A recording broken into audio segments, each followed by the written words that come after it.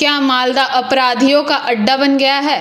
यह सवाल इसलिए उठ रहा है क्योंकि एक माध्यमिक छात्रा का अपहरण हो गया है। जैसे ही तृणमूल नेता की हत्या की होड़ खत्म हुई है, माध्यमिक परीक्षा देने वाली एक नाबालिग छात्रा का अपहरण कर लिया गया है। पुलिस पर निष्क्रियता का आरोप लग रहे हैं। नाबालिग लड़की का परिवार पुलिस अधीक्षक से गुहार लगा रही है। मालदा के मानिकचक इलाके में रहने वाली माध्यमिक परीक्षा देने वाली छात्रा का अपहरण कर लिया गया है। थाने में शिकायत दर्ज कराने के बाद भी कोई कार्रवाई न होने पर नाबालिग के परिवार ने जिला पुलिस अधीक्षक से संपर्क किया है। इस घटना को लेकर काफी उत्तेजना का माहौल है। नाबालिग के परिवार ने आरोप लगाया कि 17 तारीख को नाबालिग के माता पिता काम के लिए मालदा शहर आए थे। जब वह घर गए तो उन्होंने पाया कि उसकी बेटी घर पर नहीं थी। पड़ोसियों को पता चला कि नाबालिग का मोटरसाइकिल पर अपहरण कर लिया गया है। आरोप है कि जब मानिकचक पुलिस स्टेशन में शिकायत दर्ज कराई गई तो पुलिस ने कोई कार्रवाई नहीं की। नाबालिग के परिवार को मजबूर होकर सीधे पुलिस अधीक्षक से संपर्क करना पड़ा। नाबालिग के माता पिता ने कहा कि वे चाहते हैं कि पुलिस उनकी बेटी को बचाए। इस घटना को लेकर राजनीतिक तूफान खड़ा हो गया है और भाजपा ने आरोप लगाया है कि राज्य में कानून व्यवस्था नाम की कोई चीज नहीं है। पुलिस सत्तारूढ़ पार्टी के नेताओं को परेशान करने में व्यस्त है। आम लोगों के लिए कोई सुरक्षा नहीं है। আমরা স্যার এসেছিলাম কোর্ট থেকে কাজের জন্য এসেছিলাম। এবার বাড়ি গেছি 4:30টার দিকে, দেখলাম কি আমার মেয়ে নাই। তারপরে গ্রামবাসীরা বললো কি আমার মেয়ে বাইরে হয়েছিল, ওখান থেকে উঠিয়ে নিয়ে গেছে, অপহরণ করেছে ওখান থেকে। তারপর আবার আমরা আসলাম মানিকচক থানা 18 তারিখে এসে আবার করলাম, তো এখানে কিছু করে দিল না। তারপরে আবার ওখান থেকে আসলাম করে, তারপর আসলাম এখানে এসপির কাছে। আপনার মেয়ে কি পড়াশোনা করতো? হ্যাঁ, আমার মেয়ে মাধ্যমিক দিবে এবার। আপনি কি চান? আমরা চাই এটা কি আমার মেয়ে মাধ্যমিক যেন দেয়, আমার মেয়েকে আমার কাছে ফিরে এসে দাও। আপনার মেয়ের বয়স কত? আমার মেয়ে এটা 17। নাবালিকা আছে। কি ফেরত চান? মেয়েকে ফেরত? হ্যাঁ, আমি ফেরত চাই। কি হয়েছে? কি অভিযোগ করেছেন? কেন অভিযোগ করেছেন? আমার মেয়েটা আমরা 17 তারিখে আমরা বাড়ি থেকে মালদা আসি।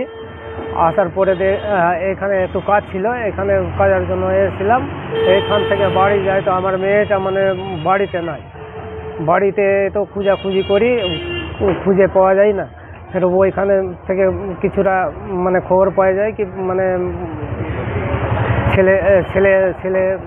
ছেলেগুলা দিয়ে উঠিয়ে নিয়ে চলে গেছে। আবার বাড়িতে তো খোঁজাখুঁজি করলাম, পাওয়া যায়নি। আবার ফের মানিকচকে গিয়ে কিছুটা কমপ্লেন করি, ওইখান থেকেও কিছু খবর পাচ্ছি না। অপহরণ করা হয়েছে আমার মেয়েকে। হ্যাঁ, থানাতে অভিযোগ করেছি যে অভিযোগ করলাম, তো ওইখান থেকে কিছু খবর পাওয়া যাচ্ছে না। এখন মাধ্যমিকের পরীক্ষা আছে আমার মেয়ে। পড়াশোনা করতো আপনার মেয়ে? হ্যাঁ। আপনার মেয়ে পড়াশোনা করতো? হ্যাঁ, পড়াশোনা করছিল, এবার মাধ্যমিক দিবে। আপনি কি চান? আমার মেয়েকে চাই আমি পড়াশোনা করাতে।